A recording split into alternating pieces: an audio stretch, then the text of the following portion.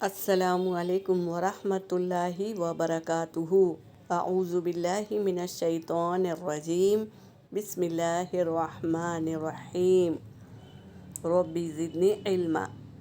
4 چیزوں سے چہرے پر نور آتا ہے۔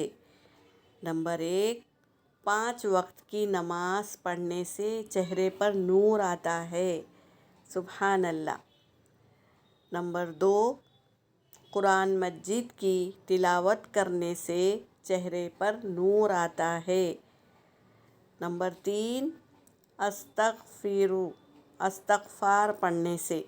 کیا ہے وہ استغفار؟ استغفر اللہ الذی لا الہ الا ہو، لا الہ الا ہو واتوب الیہ۔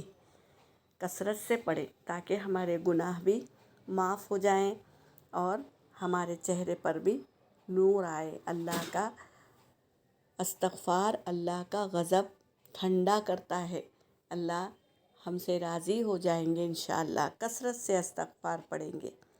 وآخر الدعوانا ان الحمد للہ رب العالمین۔